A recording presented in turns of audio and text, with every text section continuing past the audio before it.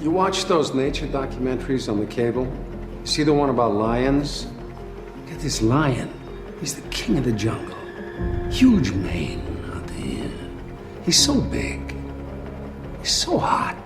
He doesn't want to move. Now, the little lion cubs, they start messing with him. Biting his tail, biting his ears. He doesn't do anything. Now, the other animals, they notice this, and they start to move in. The jackals, hyenas, they're barking at him, laughing at him. They nip his toes. They do this, and they get closer and closer and bolder, till one day, that lion gets up and tears the shit out of everybody, eats everything in his path. Because every once in a while, the lion has to show the jackals who he is. What's up, guys? Your boy Benny. This is what it looks like when your message works. This is what it looks like when you are winning. This is the prediction for Election Day, and we are nigh on 1 week away from the 2024 presidential election. This is what it looks like when you are delivering the correct message to your supporters, your base, and the American people. This is bringing people into your side. This is addition, not subtraction. Ladies and gentlemen, your rallies should look like this when you are doing that. This is a rally in New York.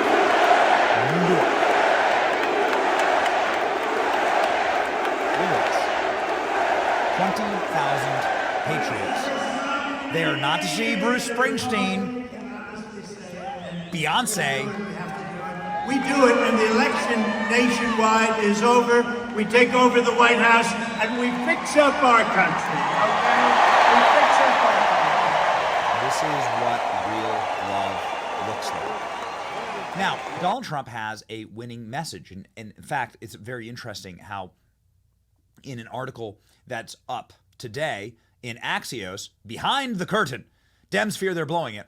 So much of this mewling, bitching article is all about blaming Democrats, blaming each other, but ultimately blaming Kamala Harris. They're so close. They're this close, saying that she's a terrible messenger.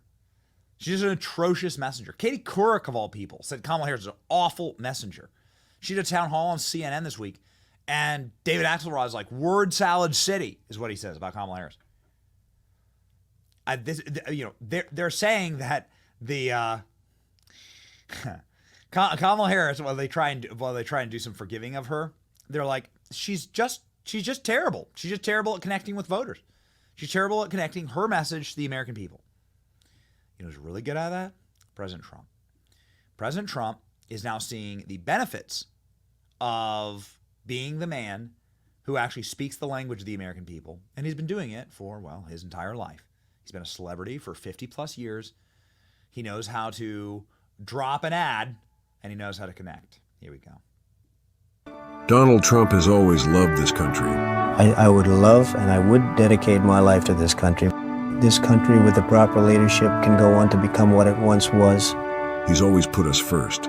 I think people are tired of seeing the United States ripped off. That's why it bothers me so much that when we give this kind of money to the wealthiest countries in the world, and yet for our own people, the homeless, the sick, the poor, the farmers, who are really going through hell right now, those people we're not helping. Donald Trump has always been there for America. Somebody has to help this country. If it were me, that'd be fine. I could do it. How would you like to be remembered? Well, as somebody that's contributed something to the United States. Donald Trump has always fought for America. And he always will. Man, that's a great ending on that. That is so strong. That is so strong with the moving arm. Ah, dude, bro, chills. Chills. You can't help but get a little bit nostalgic for that moment. The president's campaign went to an artist and had him do a pencil sketch of some of President Trump's greatest campaign moments. Make America great again. Very powerful. Same vibe. I love this vibe heading into the end of the election. The inspirational Trump. The Trump that everybody wants to be, including Barack Obama. Barack Obama, who is now cutting Donald Trump campaign ads himself. We'll get to that in just a second. Barack Obama said that Donald Trump is the American dream. You want to be Donald Trump. Well, Ladies and gentlemen, people from Barack Obama's neighborhood certainly want to be Donald Trump. We were on the south side of Chicago. They all love Trump. They'll probably love this ad, man. This is a good one. Greatness doesn't discriminate. It doesn't see where you're from, what you look like, or who you know. Greatness is for those who work for it, for those who keep moving forward. Greatness is for anyone willing to fight for it.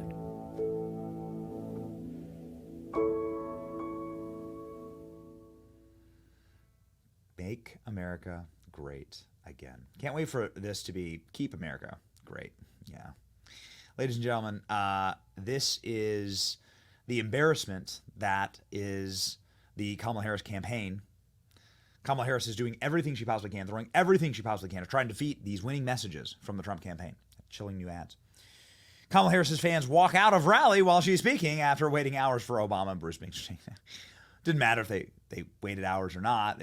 Kamala Harris's fans are pouring out of her rally once the paid celebrity Hollywood entertainment that came here on Jeffrey Epstein's private jet leave.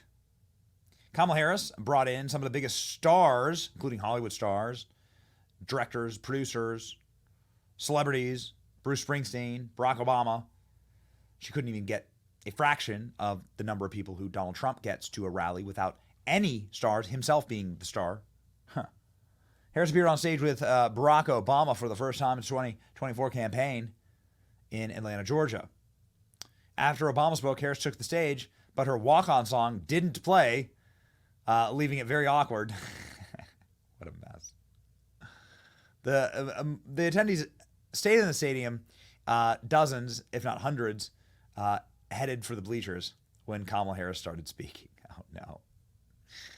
Dude, they're so tired and broken. He looks tired. I mean, right? He looks like Slender Man.